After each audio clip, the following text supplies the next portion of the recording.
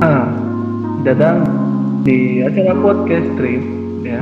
Hari ini kita akan bahas mengenai berkarya lewat tulisan nih bersama kawan saya nih Samsyah ya, Samsyah.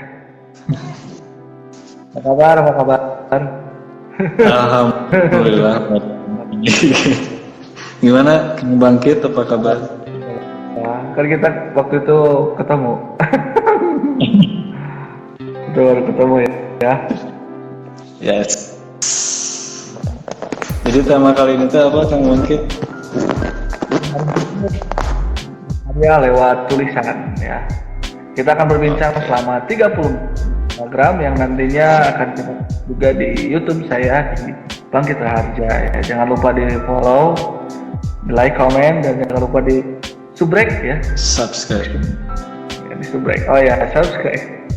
Susah kalau orang Sunda itu susah kalau ngomong subscribe itu bisanya subrek. Oke, gimana nih berkarya lewat tulisan nih, Kang Samsyah nih, udah pernah berkarya kah? Kalau soal untuk karya sih alhamdulillah sudah gitu ya. Baik di segi buku atau ya keseharian juga terus tetap lah bikin tulisan gitu. Produktif sekali nih Bung Samsyah ini ya. Udah berapa buku nih yang dibuat? Kalau untuk buku sih buku tunggal belum ya, tapi udah saya kolaborasi jadi penulisnya 2, itu udah ada 3 buku lah gitu. Ya sejauh ini untuk buku tunggal belum sih. Mungkin next akan bikin lah buku tunggal. Harus bikin dong ya kan, Gitu. biar lebih menantang biasanya ya. Biar lebih menantang. Kenapa bikinnya kolaborasi dulu, nggak tunggal dulu gitu? Karena kalau menurut saya sih untuk tunggal itu ya sebetulnya kalau ketika kita bikin buku baik itu kolaborasi ataupun tunggal ya bukan bukan letak permasalahannya bukan di soal kualitas atau apapun, tapi lebih kepada kesiapannya gitu, kepada kesiapan. Kalau buku tunggal mungkin saya merasakan wah kayaknya mesti ada sesuatu hal yang beda lah yang mesti saya siapkan gitu. Hal yang beda gimana ini maksudnya udah? Bedanya gimana? Hal yang bedanya mungkin deg-degannya lebih gitu Kang ya, Kang Bangkit ya, mungkin deg-degannya lebih. Kemudian kalau tunggal mungkin terkesannya lebih kepada prepare-nya sih gitu, prepare-nya yang mungkin kayaknya saya mesti buat sesuatu hal yang mungkin lebih unik, lebih apa gitu kan. Berbeda hal ketika misalnya kolaborasi gitu. Nah kalau kolaborasi kan itu dua pemikiran gitu kan disatukan gitu. Tapi kalau tunggal mungkin ada sesuatu hal yang beda gitu. Nah kemudian dalam jangka segi waktunya pun mungkin akan lebih lama gitu. Karena kan full kita yang gitu. Jadi segi waktu dan kesiapan gitu. Kesiapan dalam segi mental berarti ya. Mental gitu. Nah ini bakal diterima oleh orang banyak atau tidak, mungkin itu ya. Yes. Betul gitu. Iya, padahal kalau mungkin saya bertanya juga kepada Kang Bangkit gitu. Kalau Kang Bangkit mungkin udah bikin beberapa buku dan itu tunggal ya, itu gimana coba Kang Bangkit pengalamannya gitu? Gimana apanya nih? Segi rasanya gitu kan, ya pengalamannya gimana lah ketika udah terbit buku tunggal gitu. Mungkin ya sama sih kesiapan tadi ya, karena pertama kali buat buku tunggal itu antologi puisi ya, judulnya Secangkir Bahagia.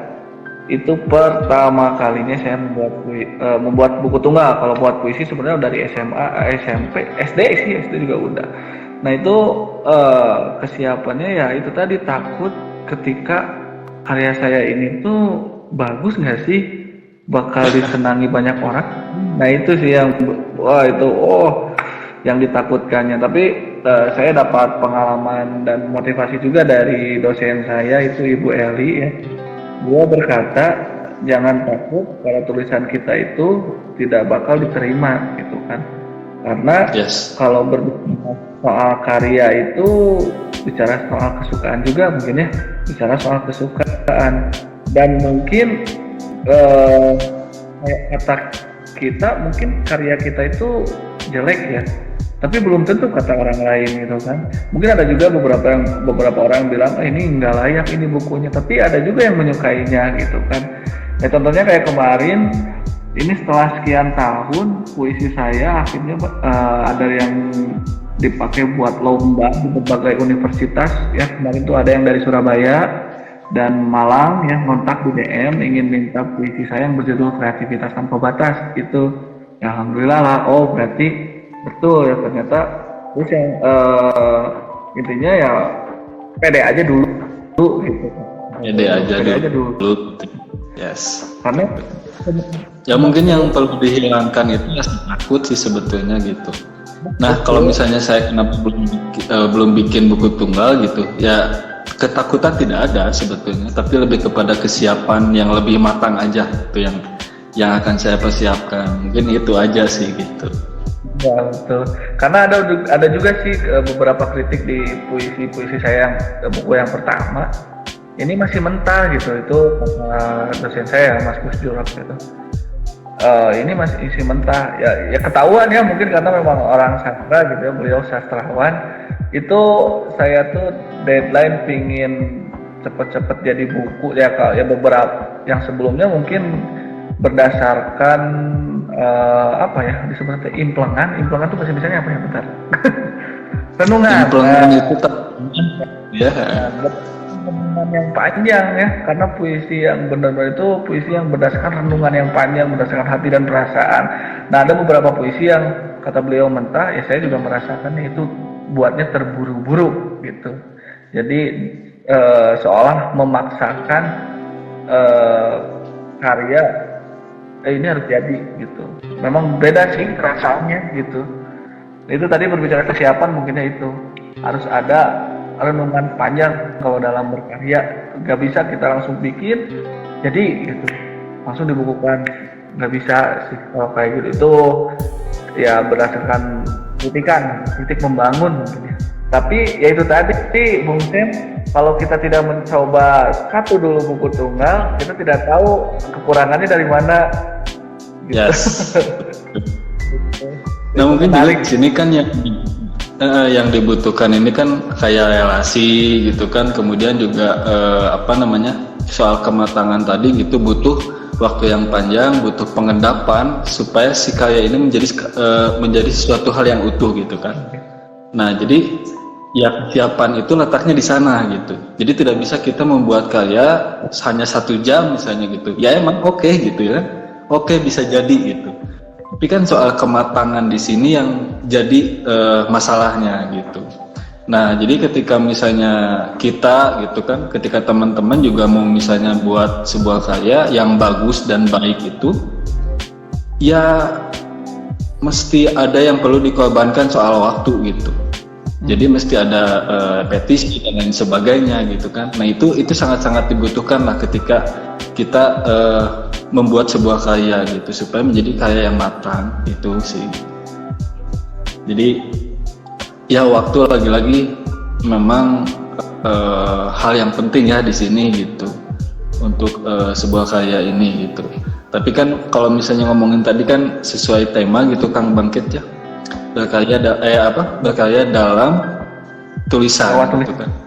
Nah saat ini Kang Bangkit kan sebetulnya kita sudah dikasih banyak opsi gitu untuk melakukan atau membuat karya itu, banyak opsi gitu.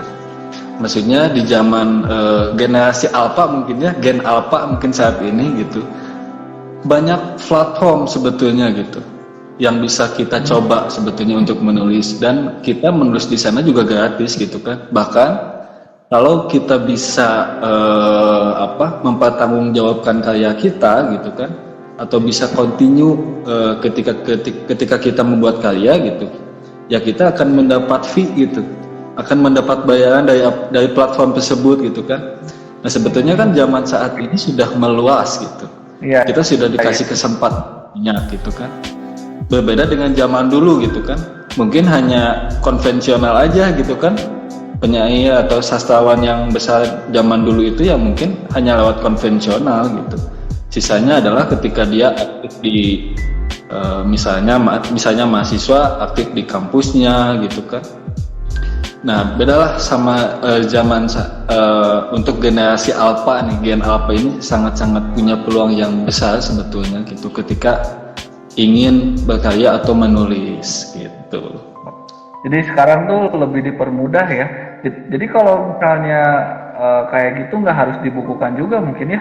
Bisa aja mungkin nulis di media platform saja. Ya contohnya mungkin yang nulis yang anak muda sering pakai itu. Untuk platform kayak banyak kan, kayak KBM, terus Novelme gitu, Lia.co. Dan di sana pun banyak event gitu. Jadi ketika kita menulis di sana, menulis sebuah buku di sana gitu kan, ketika misalnya ada event yang memang temanya cocok dengan naskah kita, nah kita tinggal mengajukan aja gitu. Bebas jadi, berarti ya, fleksibel berarti ya, temanya juga. Fleksibel. Bung Siam sendiri udah pernah nulis di platform apa nih? Kalau saya mungkin kalau bikin kayak naskah seperti misalnya naskah atau misalnya naskah panjang atau novel sih belum gitu. Tapi udah beberapa kali nyoba di stoya.co gitu kan. Stoya.co pada saat itu saya nyoba ya bikin puisi juga sama lah gitu. Tapi tidak lanjut karena ya tadi kayaknya saya butuh proyek tunggal yang bisa saya genggam gitu. Ya walaupun di platform sendiri gitu kan bisa sebetulnya ketika naskah kita bagus ya bisa nantinya dilirik oleh penerbit gitu. Nanti bisa diterbitkan ulang di penerbit gitu. Nah itu akan ada hal seperti itu kalau misalnya kita punya konsistensi dan ya tadi naskahnya bagus gitu. Kayak gini ya, ada pengalaman juga ini dari siswa, ada seorang siswi kelas 2 SMA waktu itu tuh pernah dia minta sharing ke saya tentang tulisan. Dia tuh sering nulisnya tuh di Twitter. Ini boleh nggak sih nyebutin? Iya, gak apa-apa. Itu sering nulis panjang mungkin ya, kayak ya cerita ya yang lagi kekinian gitulah ya. Saya juga kurang ngerti genrenya apa itu. Tahunnya ada yang nge-DM dia di Twitter itu meminta siswi tersebut untuk dikontrak mau diterbitkan. Padahal dia cuma iseng doang di Twitter gitu kan. Ya itu selain aplikasi KBM, Twitter kan cuma buat tweet-tweet biasa gitu kan ya. Tapi bisa nyampe si penerbit itu tertarik gitu ke tulisannya dia gitu. Nah, itu juga bisa jadi mungkin langkah awal dia menjadi seorang penulis mungkin. Ya betul gitu. Di Twitter pun saat ini ya kayak bikin tweet gitu kan, udah jadi media penulisan banyak gitu. Di sana juga banyak yang nulis ini gitu. Jadi sebetulnya nggak ada alasan kita buat menulis gitu. Bikin status juga nulis kan ya? Bikin status nulis gitu. Cuman kan mungkin memang ya tadi tidak ada konsep sebetulnya kan gitu, apa yang dirasakan pada saat itu distatuskan gitu, tidak ada continuousnya gitu. Gitu. Ya. Tapi kalau misalnya kita adakan hal itu gitu kan, ya sebetulnya bisa dikonsep gitu. Iya ya, sosial media itu. Si status-status itu kumpulin, ya udah gitu direvisi kembali menjadi beberapa narasi panjang, itu bisa jadi sebuah tulisan mungkin ya. Banyak. Yes. Bisa. Iya. Jadi ya tadi kan sih nggak ada alasan kita buat nggak menulis sebetulnya. So, Cuman mungkin bedanya gini, banyak yang bertanya juga sih, apa namanya, bedanya adalah ketika ya kayak mood gitu kan, terus gimana sih cara bikin bagus gitu kan, sedangkan saya tidak punya basic di kepenulisan gitu kan. Ya apa yang saya tadi bilang sih, kayak misalnya relasi itu sangat penting gitu kan, ikutlah misalnya kepenulisan atau misalnya lomba-lomba gitu. Ya itu kan pengalaman sebetulnya untuk ya tadi kan kita juga penulis, tidak akan sekali menulis jadi tulisan kita bagus kan, enggak gitu, tapi butuh proses tetap gitu. Nah intinya adalah keinginan sih sebetulnya gitu, niat lah yang mesti disiapkan gitu. Jadi teringat dulu waktu pertama buku tunggal itu ya dosen saya berbicara, para penulis hebat juga pernah berada di posisi kamu. Ya mungkin maksudnya pernah sih berada di posisi buat tulisannya mungkin ini masih belum maksimal mungkin ya, atau gimana ya maksudnya, belum sehebat sekarang, seterkenal ini gitu mungkin ya, masih ada beberapa ya diksi-diksi yang mungkin bisa dibilang biasa aja mungkin ya, majaknya juga iya. Nah para penulis hebat juga awal mulanya seperti itu, hingga pada akhirnya sekarang menjadi tulisannya sangat estetis mungkin bisa dibilang gitu mungkin ya. Jadi ya itu kan ya, itu adalah proses. Iya proses sih, asal mau berproses sebetulnya mungkin tulisan Ya. kayak gitu ya. Selain dari relasi kan diskusi gitu kan, banyak baca juga, terus juga ya saya pernah juga ngobrol dengan kakak tingkat saya ya di kampus, gimana sih caranya biar tulisan ini bisa terus berkembang. Ya kamu kalau misalnya belum dikasih ke khalayak umum itu, misalnya diskusikan dulu dengan teman dekat, kira-kira ada kritikan atau masukan, ya itu bisa buat nanti bahan koreksi ke depannya gitu untuk perkembangan tulisannya juga gitu. Jadi saling ini koreksi gitu, saling koreksi mungkin ya. Ya betul gitu. Dan mungkin kebanyakan juga gini Kang, kebanyakan itu takut akan kritikan gitu, takut akan koreksi. Nah itu sebetulnya yang mesti dihilangkan sih gitu, karena kan maksudnya kalau misalnya di dalam menulis itu kan ada sisi idealisme, ada juga egosentrisnya gitu, ada egoismenya juga. Tapi sisi egoisme yang seperti apa yang bagus gitu kan. Kalau misalnya sisi egoismenya ketika kita merampungkan sebuah naskah itu adalah bagus. Tapi ketika misalnya egoisnya kita tidak mau dikritik, nah ini yang bahaya gitu. Nah kita tidak akan maju sebetulnya gitu. Jadi sebagai gimana kan? Ya orang lain gitu kan. Kalau nggak mau dikritik, gimana mau dinikmati orang lain? Nah itu gitu. Gimana mau dinikmati sama orang lain, gimana mau jadi naskah yang bagus kan gitu. Nah mungkin itu nih ibarat masak ya, kurang garam gitu kan atau kurang gula kan, harus dapat ini dulu, dicicipi dulu mungkin kan, biar bisa dikonsumsi sama banyak orang gitu. Iya gitu kan. Jadi sebenarnya Kang Wangkit jadi penulis itu kan tidak mudah ya sebetulnya ya gitu. Kita butuh observasi gitu kan. Betul. Butuh hal yang lainnya lah gitu, mental terutama tadi gitu, takut dikritik dan lain-lain sebagainya gitu. Nah jadi proses yang panjang ini yang menjadikan bahwa penulis yang baik itu adalah penulis yang fleksibel gitu. Jadi ya buatlah diri kamu itu sebagai sefleksibel mungkin, entah apapun lah gitu. Walaupun nantinya ya tergantung kitanya kan gitu. Apakah misalnya kita mau menerima kritikan dan lain sebagainya, apakah misalnya kita relate dengan kritikan ini, itu mah tidak apa-apa. Tapi yang terpenting adalah keterbukaan.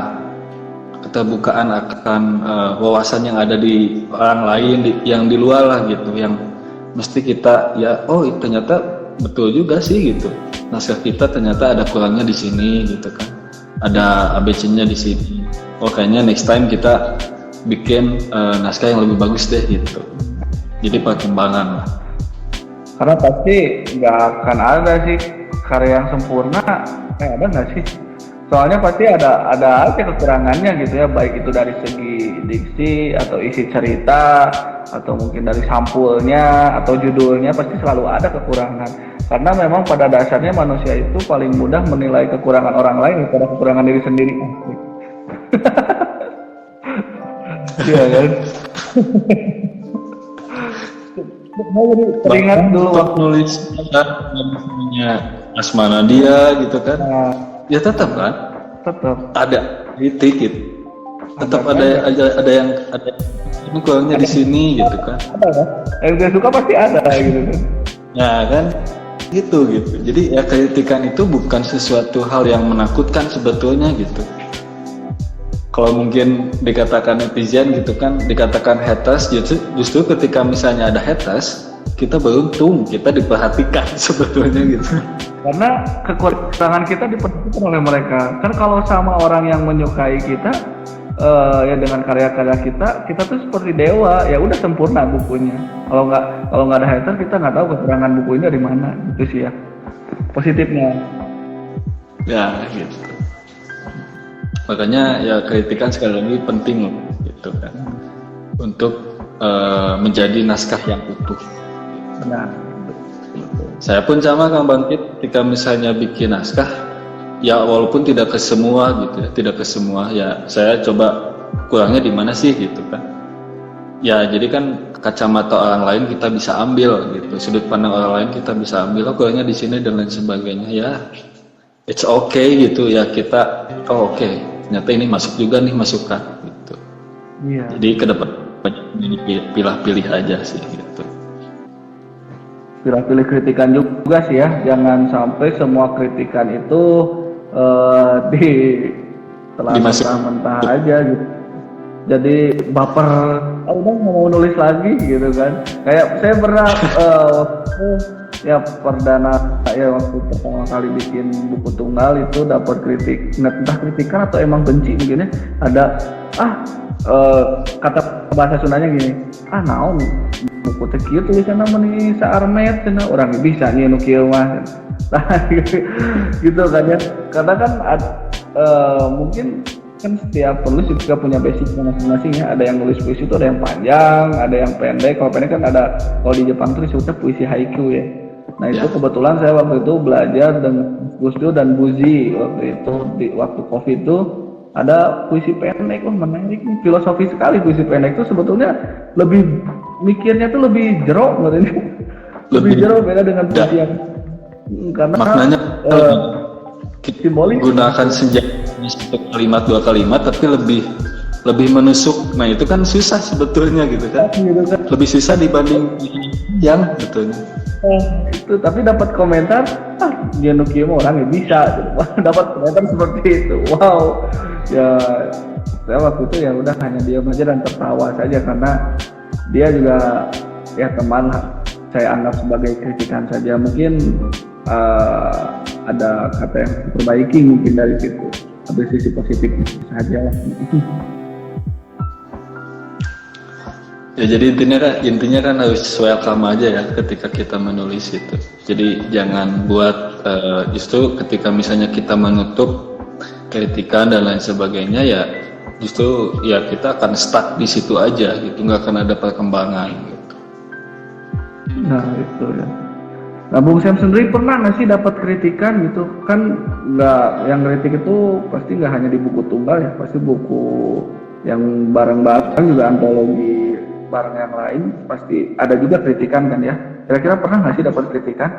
Jelas pernah sih, banyak lah bahkan. Banyak kritikan. Contohnya coba ya? Contohnya apa?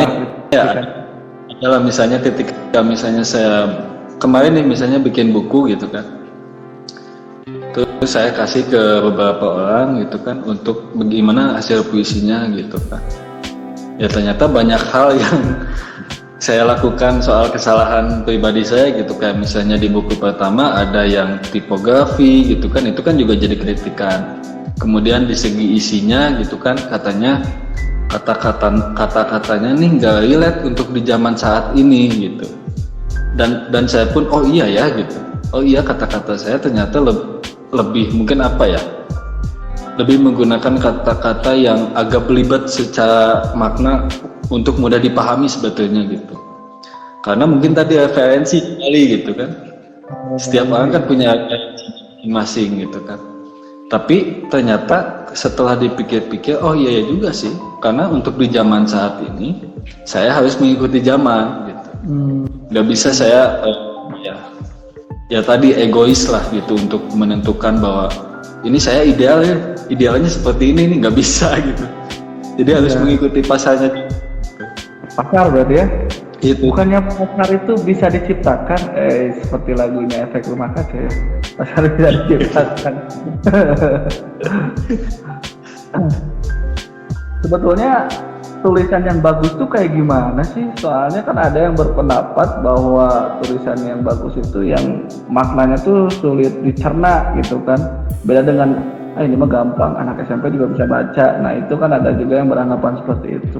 Sebenarnya tulisan yang bagus itu yang kayak gimana sih, Bung Sen nih? Menurut Bung Sen? Kalau menurut saya sih pertanyaannya mungkin bukan tulisan yang bagus itu seperti apa gitu, tapi setiap tulisan itu punya tempatnya masing-masing. Nah mungkin ini juga yang menjadi masalah teman-teman semua gitu kan, bahwa kita dihadangkan dengan wah tulisan mesti bagus nih gitu. Padahal setiap apa yang kita tulis itu gitu punya masanya masing-masing, punya ketikanya. Contohnya misalnya saya menulis buku, ya ada yang suka, ada yang tidak. Kembali lagi ke yang tadi gitu. Jadi kalau misalnya ditanya yang bagus itu seperti apa sih gitu, mungkin satu jawabannya tadi yang fleksibel gitu. Nah fleksibel di sini bukan hanya dalam segi tulisan aja gitu, tapi ketika kita menulis kan ada proses di mana kita menuangkan isi pikiran, batin gitu kan. Nah kefleksibelan yang saya maksud adalah fleksibel antara pikiran dan batin itu gitu. Jadi sehingga outputnya ketika di masyarakat ya bisa diterima gitu. Ya walaupun tadi kan soal kritikan itu pasti ada selalu gitu, tapi ya mestinya gitu kan bukan tulisan yang bagus itu seperti apa gitu, tapi lebih kepada tulisan itu punya tempatnya masing-masing gitu. Nah jadi buat teman-teman yang masih mulai menulis gitu kan, ya jangan takut untuk menulis gitu. Jangan selalu dihadangkan dengan tulisan yang bagus seperti apa gitu. Toh kamu punya passion masing-masing gitu, punya gaya masing-masing di sana, tinggal dimaksimalkan aja. Gitu sih paling yang bangkit kalau untuk soal itu ya gitu. Karena setiap tulisan itu bagus ya, karena tidak semua orang juga pandai menulis mungkin ya. Jadi yang penting intinya ya nulis aja dulu, nanti juga ketemu dengan pasarnya masing-masing ya. Gitu. Ya. Luar biasa. Jadi ya betul, tulisan itu bagus semua gitu, nggak ada yang jelek gitu, hanya saja ada prosesnya untuk menuju lebih bagus, lebih maksimal gitu. Bukan lebih bagus tapi lebih maksimal. Maksimal gitu. Lagi. Dan nanti juga akan menemukan selera-seleranya masing-masing ya. Yes, tempatnya masing-masing gitu. Akan ada penikmatnya. Nah, kayak sekarang itu lagi musimnya kan penikmat senja, itu kan dari tulisan juga kan ya awalnya. Terus dari lagu muncul senja-senja gitu kan. Senja ini yang berhubungan dengan cinta. Padahal senja itu bisa juga disimbolkan dengan umur ya, umur yang sudah beranjak menuju ke tua gitu kan. Yang mungkin hatinya lebih ketika mendengar kata senja itu, oh, senja ternyata seperti ini, dan semua orang bisa berpuisi soal itu gitu kan. Jadi lebih mungkin pada saat ini gitu udah zamannya kata senja ini untuk dikonsumsi banyak orang sih gitu. Nah, itu betul. Apalagi sekarang muncul lagi diksi-diksi baru nih dari band Sugi Bornean ya. Ya. Next, sepertinya tentang musikalisasi nih. Iya. Siap. Sudah tadi waktu sudah 35 menit berlalu. Kalau ngobrol Wis. gini sangat terasa ya.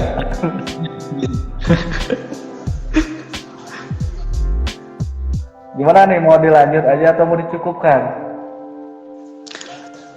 Saya mengikuti aja. Kalau misalnya mau dicukupkan boleh, mungkin kita berdua nanti kasih kesimpulan gitu. Oke. Sepertinya biar nanti panjang pembahasannya dan gak terlalu banyak juga nanti didengarkan. Dilanjut next tema lain saja mungkin ya. Ya kita bertemu lagi ya. Kesimpulannya mungkin Sam dulu nih. Kesimpulannya dari tema podcast tulisan hari ini. Oke.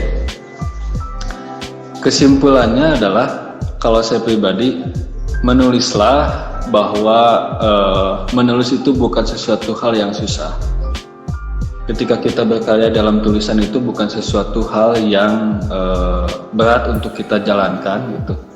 Tapi posisikan menulis ini sebagai kebutuhan kita gitu.